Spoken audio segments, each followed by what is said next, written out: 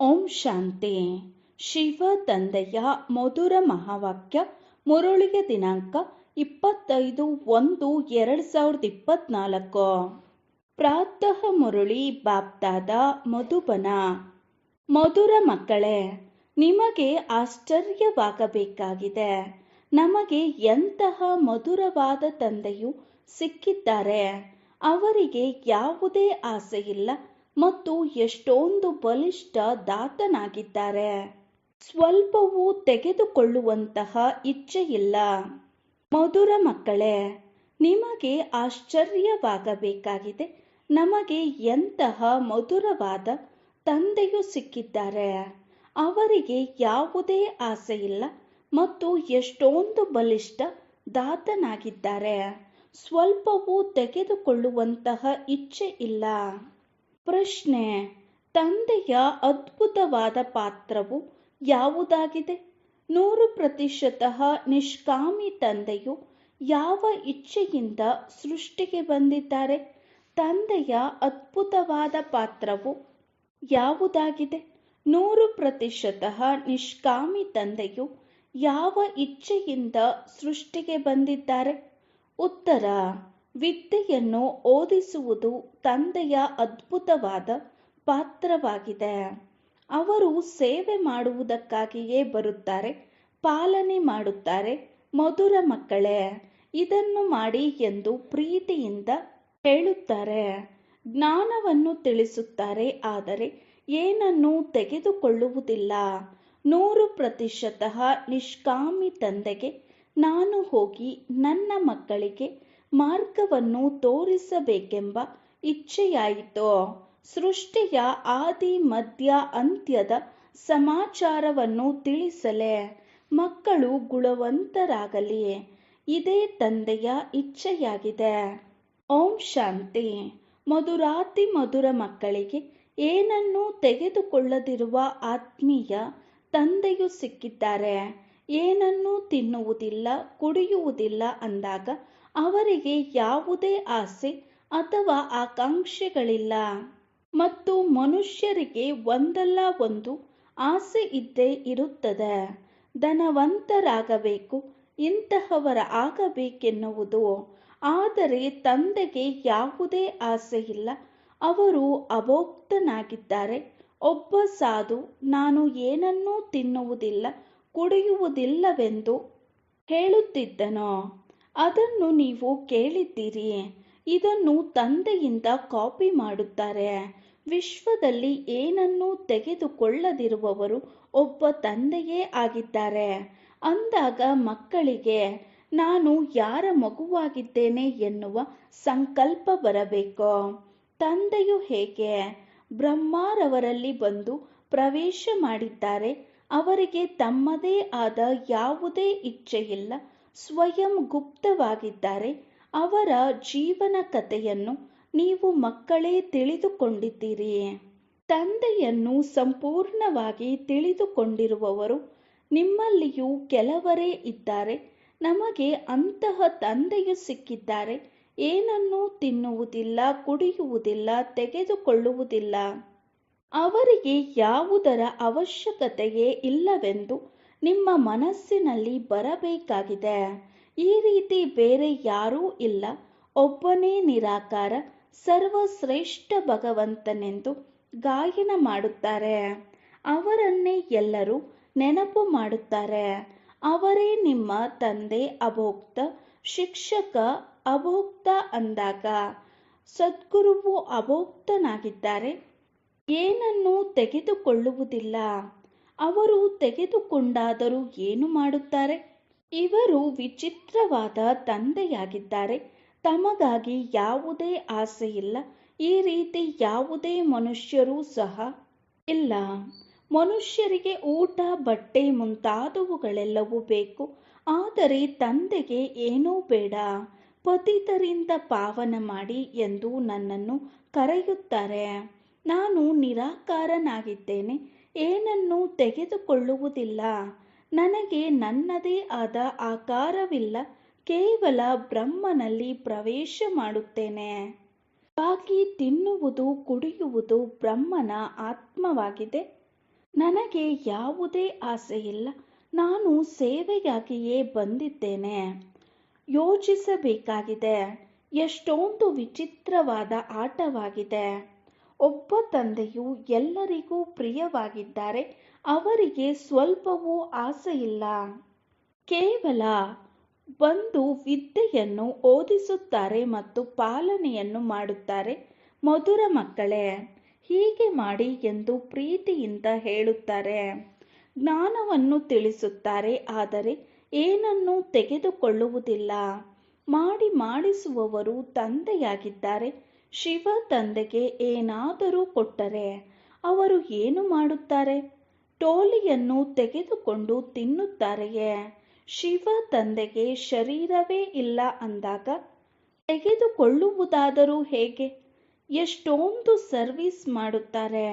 ಎಲ್ಲರಿಗೂ ಒಳ್ಳೊಳ್ಳೆಯ ಮತವನ್ನು ಕೊಟ್ಟು ಹೂವನ್ನಾಗಿ ಮಾಡುತ್ತಾರೆ ಅಂದಾಗ ನೀವು ಮಕ್ಕಳಿಗೆ ಆಶ್ಚರ್ಯವಾಗಬೇಕು.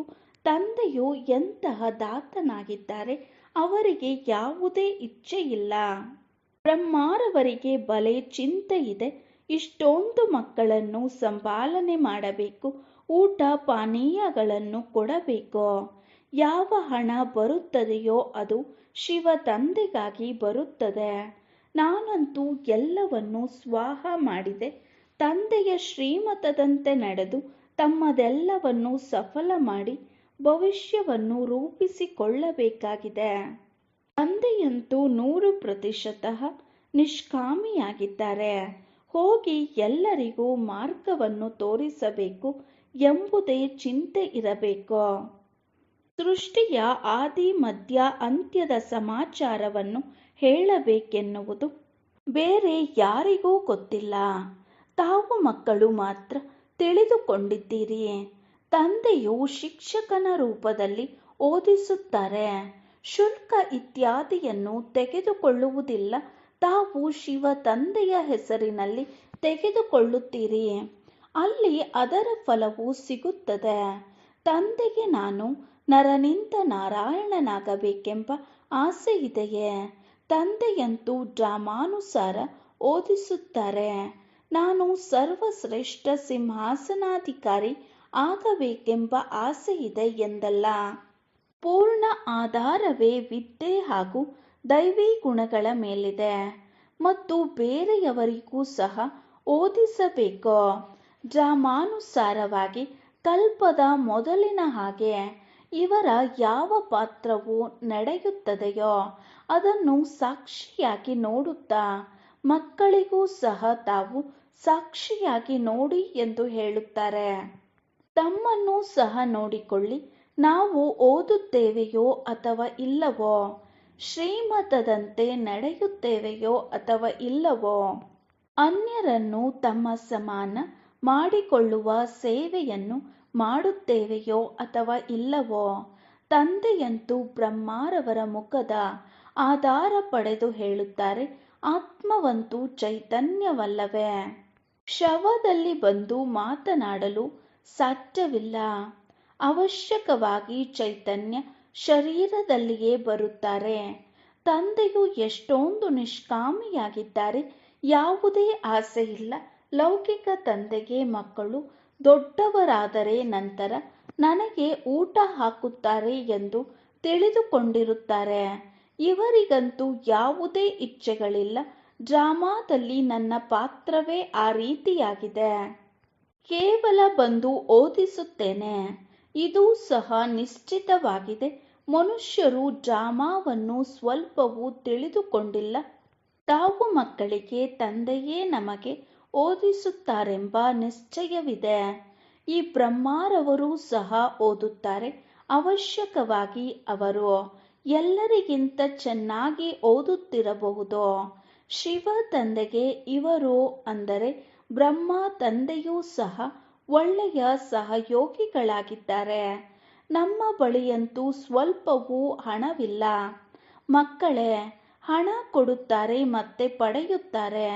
2 ಹಿಡಿಯಷ್ಟು ಕೊಡುತ್ತಾರೆ ಮತ್ತೆ ಭವಿಷ್ಯದಲ್ಲಿ ಪಡೆಯುತ್ತಾರೆ. ಕೆಲವರ ಬಳಿ ಏನೂ ಇಲ್ಲ ಅಂದ ಮೇಲೆ ಏನನ್ನೂ ಕೊಡುವುದಿಲ್ಲ. ಬಾಕಿ ಚೆನ್ನಾಗಿ ಓದಿದರೆ ಭವಿಷ್ಯದಲ್ಲಿ ಒಳ್ಳೆಯ ಪದವಿಯನ್ನು ಪಡೆಯುತ್ತಾರೆ. ನಾವು ಹೊಸ ಪ್ರಪಂಚಕ್ಕಾಗಿ ಓದುತ್ತಿದ್ದೇವೆ ಎಂದು ಕೆಲವರಿಗೆ ಮಾತ್ರ ನೆನಪಿರುತ್ತದೆ. ಇದು ನೆನಪಿದ್ದರೂ ಸಹ ಮನ್ಮನಾಭವವೇ ಆಗಿದೆ. ಬಹಳ ಮಂದಿ ಪ್ರಪಂಚದ ಮಾತುಗಳಲ್ಲಿಯೇ ಸಮಯವನ್ನು ವ್ಯರ್ಥ ಮಾಡುತ್ತಿರುತ್ತಾರೆ. ಬಾಬಾ ಏನು ಓದಿಸುತ್ತಿದ್ದಾರೆ, ಹೇಗೆ ಓದಿಸುತ್ತಿದ್ದಾರೆ, ಎಷ್ಟು ಶ್ರೇಷ್ಠ ಪದವಿಯನ್ನು ಪಡೆಯಬೇಕಾಗಿದೆ ಎಂಬುದೆಲ್ಲವನ್ನು ಮರೆತು ಬಿಡುತ್ತಾರೆ. ಪರಸ್ಪರ ಜಗಳ ಹೊಡೆದಾಟಗಳಲ್ಲೇ ಸಮಯ ವ್ಯರ್ಥ ಮಾಡುತ್ತಿರುತ್ತಾರೆ. ಯಾರು ದೊಡ್ಡ ಪರೀಕ್ಷೆಯನ್ನು ಉತ್ತೀರ್ಣ ಮಾಡುತ್ತಾರೆಯೋ ಅವರು ಎಂದೂ ಸಹ ತಮ್ಮ ಸಮಯವನ್ನು ವ್ಯರ್ಥ ಮಾಡುವುದಿಲ್ಲ. ಚೆನ್ನಾಗಿ ಓದಿ ಶ್ರೀಮತದಂತೆಯೇ ನಡೆಯುತ್ತಾರೆ. ಶ್ರೀಮತದಂತೆ ನಡೆಯಬೇಕಲ್ಲವೇ? ತಂದೆಯು ಹೇಳುತ್ತಾರೆ, ನೀವಂತೂ ಆಜ್ಞೆಯಂತೆ ನಡೆಯುವವರಲ್ಲವೇ?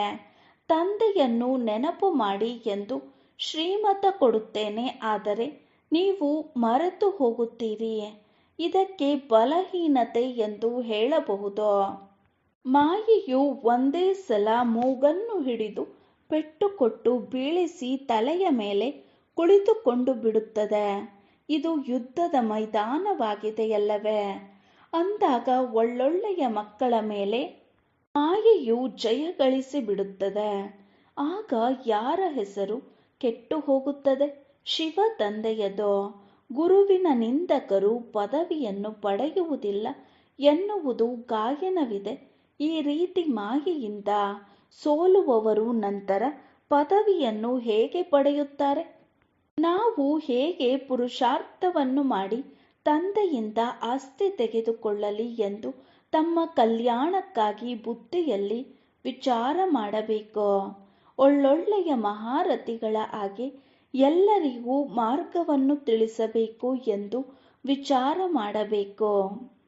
ತಂದೆಯಂತೂ ಸರ್ವೀಸ್ನ ಯುಕ್ತಿಗಳನ್ನು ಬಹಳ ಸಹಜವಾಗಿ ತಿಳಿಸುತ್ತಾರೆ. ತಂದೆಯು ಹೇಳುತ್ತಾರೆ, ತಾವು ನನ್ನನ್ನು ಕರೆಯುತ್ತಾ ಬಂದಿದ್ದೀರಿ. ಈಗ ನಾನು ತಿಳಿಸುತ್ತೇನೆ, ನನ್ನನ್ನು ನೆನಪು ಮಾಡಿದರೆ ಪಾವನರಾಗುತ್ತೀರಿ. ಪಾವನ ಪ್ರಪಂಚದ ಚಿತ್ರವಿದೆಯಲ್ಲವೇ? ಅಂದಾಗ ಇದೇ ಮುಖ್ಯವಾದುದಾಗಿದೆ.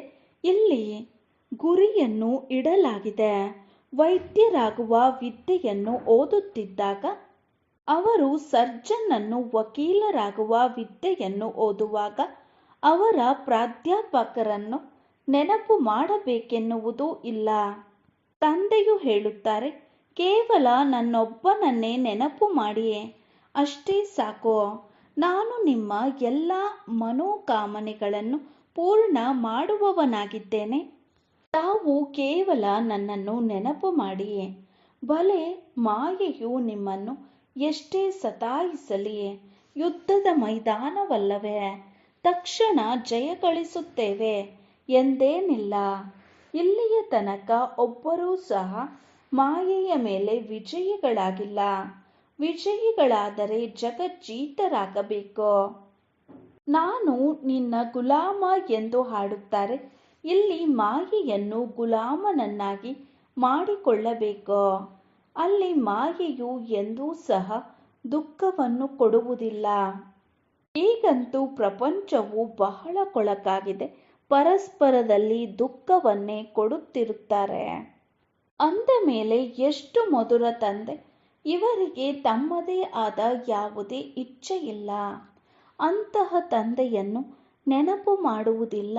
ಅಥವಾ ಕೆಲವರು ಹೇಳುತ್ತಾರೆ, ನಾನು ಶಿವ ತಂದೆಯನ್ನು ಒಪ್ಪುತ್ತೇವೆ, ಬ್ರಹ್ಮ ತಂದೆಯನ್ನಲ್ಲ.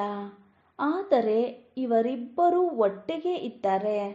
ದಲ್ಲಾಳಿಯಿಲ್ಲದೆ ವ್ಯಾಪಾರವಾಗಲು ಸಾಧ್ಯವೇ ಇಲ್ಲ. ತಂದೆಯ ರಥವಾಗಿದ್ದಾರೆ. ಅಂದಾಗ ಇವರ ಹೆಸರೇ ಭಾಗ್ಯಶಾಲಿ ರಥವಾಗಿದೆ. ಇದೂ ಸಹ ನಿಮಗೆ ತಿಳಿದಿದೆ. ಎಲ್ಲದಕ್ಕಿಂತ ನಂಬರ್ 1 ಶ್ರೇಷ್ಠರು ಇವರಾಗಿದ್ದಾರೆ. ಶಾಲೆಯಲ್ಲಿ ಮಾನಿಟರ್ಗೆ ಮಾನ್ಯತೆ ಇರುತ್ತದೆ, ಗೌರವವನ್ನಿಡುತ್ತಾರೆ. ನಂಬರ್ 1 ಅಗಲಿ ಸಿಕ್ಕಿರುವ ಮಗು ಇವರಲ್ಲವೇ? ಅಲ್ಲಿಯೂ ಸಹ ಎಲ್ಲ ರಾಜರು ಇದುವರೆಗೆ ಶ್ರೀನಾರಾಯಣನಿಗೆ ಗೌರವ ಕೊಡುತ್ತಾರೆ. ಇದು ಯಾವಾಗ ಅರ್ಥ ಮಾಡಿಕೊಳ್ಳುತ್ತಾರೆಯೋ ಆಗಲೇ ಗೌರವ ಕೊಡಬೇಕೆಂಬ ಬುದ್ಧಿ ಬರುತ್ತದೆ. ಇಲ್ಲಿ ಶಿವ ತಂದೆಯು ಅವರನ್ನು ನೆನಪು ಮಾಡಲು ಸಹ ಸಾಧ್ಯವಿಲ್ಲ. ತಂದೆಯು ಹೇಳುತ್ತಾರೆ, ನೆನಪಿನಿಂದಲೇ ನಿಮ್ಮ ದೋಣಿಯು ಪಾರಾಗುತ್ತದೆ. ಬೇಹದ್ದಿನ ರಾಜ್ಯವನ್ನು ಕೊಡುತ್ತಾರೆ. ಅಂದಾಗ ಅಂತಹ ತಂದೆಯನ್ನು ಎಷ್ಟೊಂದು ನೆನಪು ಮಾಡಬೇಕು. ಆಂತರ್ಯದಲ್ಲಿ ಎಷ್ಟೊಂದು ಪ್ರೀತಿ ಇರಬೇಕು. ತಂದೆಯ ಜೊತೆ ಬ್ರಹ್ಮಾರವರಿಗೆ ಎಷ್ಟೊಂದು ಪ್ರೀತಿ ಇದೆ ನೋಡಿ. ಪ್ರೀತಿಯಿಂದ ಅದಕ್ಕಾಗಿಯೇ ಚಿನ್ನದ ಪಾತ್ರೆಯಾಯಿತು. ಯಾರ ಪಾತ್ರೆಯು ಚಿನ್ನದಾಗಿರುತ್ತದೆಯೋ ಅವರ ಪ್ರಕಾರದವರು ಬೇಕಾಗಿದೆ. ಅವರ ನಡವಳಿಕೆಯು ಬಹಳ ಚೆನ್ನಾಗಿರುತ್ತದೆ. ಡ್ರಾಮಾನುಸಾರವಾಗಿ ರಾಜಧಾನಿಯು ಸ್ಥಾಪನೆಯಾಗಬೇಕು. ಅದರಲ್ಲಿ ಎಲ್ಲ ಪ್ರಕಾರದವರು ಬೇಕಾಗಿದೆ. ತಂದೆಯು ತಿಳಿಸುತ್ತಾರೆ, ಮಕ್ಕಳೇ, ತಮಗೆ ಎಂದೂ ಸಹ ಕೋಪ ಬರಬಾರದು. ನಾವು ಒಂದು ವೇಳೆ ಸರ್ವಿಸ್ ಮಾಡದಿದ್ದರೆ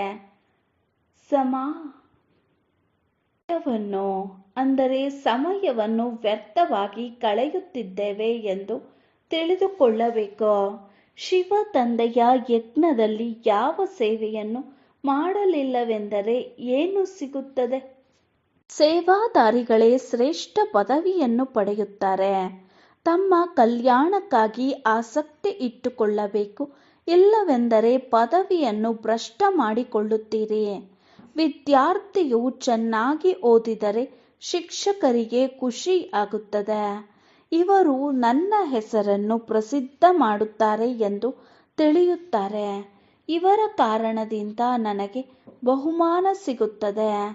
ತಂದೆ, ಶಿಕ್ಷಕ ಎಲ್ಲರೂ ಖುಷಿಯಾಗುತ್ತಾರೆ. ಒಳ್ಳೆಯ ಸುಪುತ್ರ ಮಕ್ಕಳ ಮೇಲೆ ಸೇವಾದಾರಿಗಳೇ ಶ್ರೇಷ್ಠ ಪದವಿಯನ್ನು ಪಡೆಯುತ್ತಾರೆ. ತಮ್ಮ ಕಲ್ಯಾಣಕ್ಕಾಗಿ ಆಸಕ್ತಿ ಇಟ್ಟುಕೊಳ್ಳಬೇಕು. ಇಲ್ಲವೆಂದರೆ ಪದವಿಯನ್ನು ಭ್ರಷ್ಟ ಮಾಡಿಕೊಳ್ಳುತ್ತೀರಿ. ವಿದ್ಯಾರ್ಥಿಯು ಚೆನ್ನಾಗಿ ಓದಿದರೆ ಶಿಕ್ಷಕರಿಗೆ ಖುಷಿಯಾಗುತ್ತದೆ. ಇವರು ನನ್ನ ಹೆಸರನ್ನು ಪ್ರಸಿದ್ಧ ಮಾಡುತ್ತಾರೆ ಎಂದು ತಿಳಿಯುತ್ತಾರೆ. ಇವರ ಕಾರಣದಿಂದ ನನಗೆ ಬಹುಮಾನ ಸಿಗುತ್ತದೆ. ತಂದೆ, ಶಿಕ್ಷಕ ಎಲ್ಲರೂ ಖುಷಿಯಾಗುತ್ತಾರೆ. ಒಳ್ಳೆಯ ಸುಪುತ್ರ ಮಕ್ಕಳ ಮೇಲೆ ಮಾತಾಪಿತಾ ಎಲ್ಲರೂ ಅರ್ಪಣೆಯಾಗುತ್ತಾರೆ.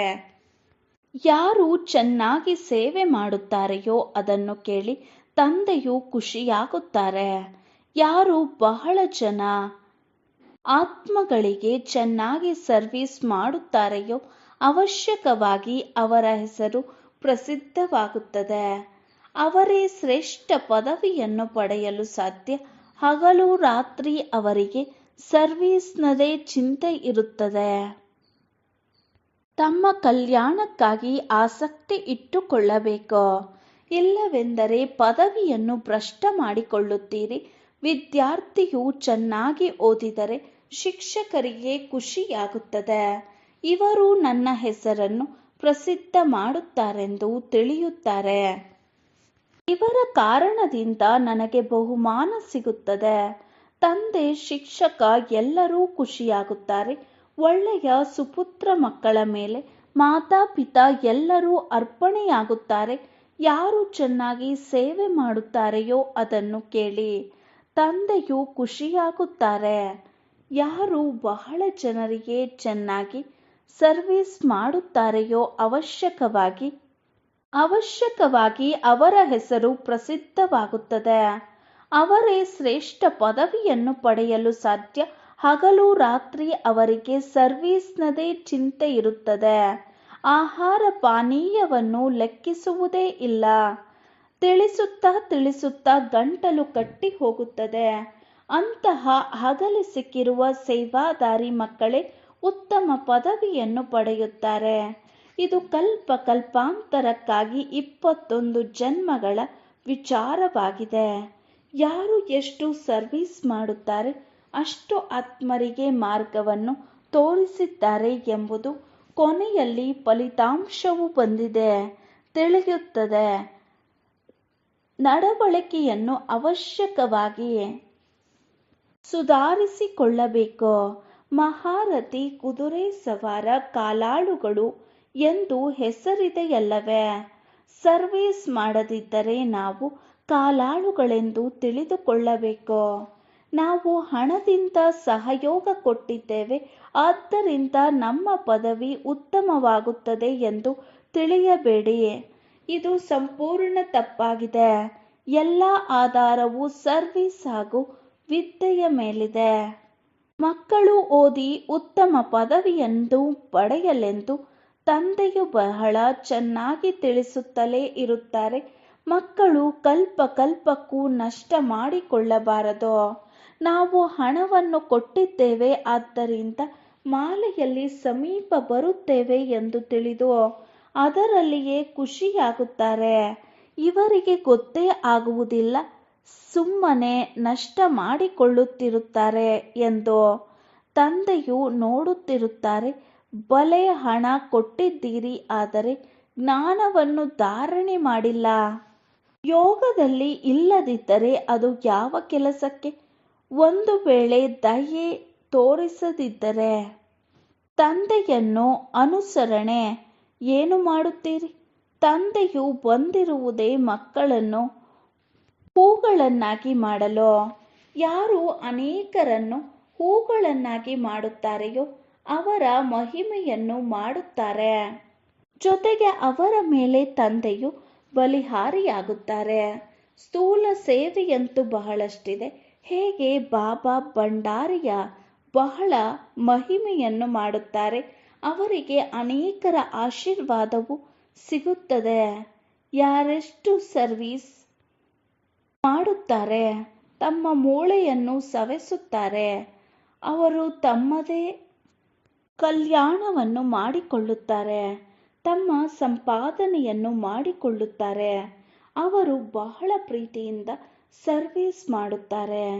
ಯಾರು ಕಿರಿಕಿರಿ ಮಾಡುತ್ತಾರೆಯೋ ಅವರು ತಮ್ಮದೇ ಆದ ಅದೃಷ್ಟವನ್ನು ಹಾಳು ಮಾಡಿಕೊಂಡಿದ್ದಾರೆ. ಯಾರಲ್ಲಿ ಲೋಭವಿರುತ್ತದೆಯೋ ಅವರಿಗೆ ಅದು ಸತಾಯಿಸುತ್ತದೆ. ತಾವೆಲ್ಲರೂ ವಾನಪ್ರಸ್ಥದಲ್ಲಿದ್ದೀರಿ. ತಾವೆಲ್ಲರೂ ಶಬ್ದದಿಂದ ದೂರವಾಗಬೇಕು, ತಮ್ಮನ್ನು ಕೇಳಿಕೊಳ್ಳಬೇಕು. ಇಡೀ ದಿನದಲ್ಲಿ ನಾವೆಷ್ಟು ಸರ್ವೀಸ್ ಮಾಡುತ್ತೇವೆ. ಕೆಲವು ಮಕ್ಕಳಿಗೆ ಸರ್ವೀಸ್ ಇಲ್ಲದೆ ಆನಂದವೇ ಇರುವುದಿಲ್ಲ. ಕೆಲವರಿಗೆ ಈ ವಿದ್ಯೆ ಅಥವಾ ಬುದ್ಧಿಯ ಮೇಲೆ ಗ್ರಹಚಾರ ಕೂರುತ್ತದೆ. ತಂದೆಯಂತೂ ತಮಗೆ ಒಂದೇ ರೀತಿ ಓದಿಸುತ್ತಾರೆ. ಬುದ್ಧಿಯು ಕೆಲವರದು ಹೇಗೋ ಆಗುತ್ತದೆ, ಇನ್ನು ಕೆಲವರದು ಹೇಗೋ ಆಗುತ್ತದೆ. ಆದರೂ ಸಹ ಪುರುಷಾರ್ಥ ಮಾಡಬೇಕು. ಇಲ್ಲವೆಂದರೆ ಕಲ್ಪದಲ್ಲಿಯೂ ಪದವಿ ಅದೇ ರೀತಿಯಾಗುತ್ತದೆ. ಅಂತಿಮದಲ್ಲಿ ಯಾವಾಗ ಫಲಿತಾಂಶವು ಬರುತ್ತದೆ ಆಗ ಎಲ್ಲರಿಗೂ ಸಾಕ್ಷಾತ್ಕಾರವಾಗುತ್ತದೆ. ಸಾಕ್ಷಾತ್ಕಾರದ ನಂತರ ವರ್ಗಾವಣೆಯಾಗುತ್ತೀರಿ.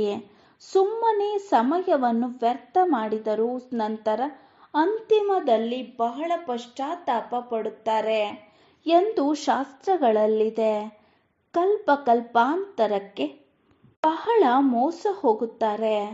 ತಂದೆಯಂತೂ ಎಚ್ಚರ ನೀಡುತ್ತಲೇ ಇರುತ್ತಾರೆ. ಶಿವ ತಂದೆಗಂತೂ ಮಕ್ಕಳು ಓದಿ ಉತ್ತಮ ಪದವಿಯನ್ನು ಪಡೆಯಲಿ ಎನ್ನುವ ಆಸೆಯೊಂದೇ ಇದೆ. ತಮಗಾಗಿ ಯಾವುದೇ ಇಚ್ಛೆಯಿಲ್ಲ. ಅವರಿಗೆ ಯಾವ ವಸ್ತುವೂ ಕೆಲಸಕ್ಕೆ ಬರುವುದಿಲ್ಲ. ಮಕ್ಕಳೇ ಅಂತರ್ಮುಖಿಯಾಗಿ ಎಂದು ಹೇಳುತ್ತಿರುತ್ತಾರೆ. ಪ್ರಪಂಚದಲ್ಲಿ ಎಲ್ಲರೂ ಬಾಹಿರ್ಮುಖಿಗಳಾಗಿದ್ದಾರೆ. ತಾವು ಅಂತರ್ಮುಖಿಗಳಾಗಿದ್ದೀರಿ. ತಮ್ಮ ಸ್ಥಿತಿಯನ್ನು ನೋಡಿಕೊಳ್ಳಬೇಕು ಹಾಗೂ ಸುಧಾರಣೆಯಾಗುವ ಪುರುಷಾರ್ಥ ಮಾಡಬೇಕು. ಒಳ್ಳೆಯದು. ಮಧುರಾತಿ ಮಧುರ ಅಗಲಿ ಹೋಗಿ ಮರಳಿ ಸಿಕ್ಕಿದ ಮಕ್ಕಳ ಪ್ರತಿ ಮಾತಾಪಿತಾ ಬಾಪ್ದಾದಾರವರ ನೆನಪು, ಪ್ರೀತಿ ಹಾಗೂ ಗುಡ್ ಮಾರ್ನಿಂಗ್. ಆತ್ಮಿಕ ಮಕ್ಕಳಿಗೆ ಆತ್ಮಿಕ ತಂದೆಯ ನಮಸ್ತೆ. ನಾವು ಆತ್ಮಿಕ ಮಕ್ಕಳ ಆತ್ಮಿಕ ತಂದೆಗೆ ನಮಸ್ತೆ ನಮಸ್ತೆ ನಮಸ್ತೆ.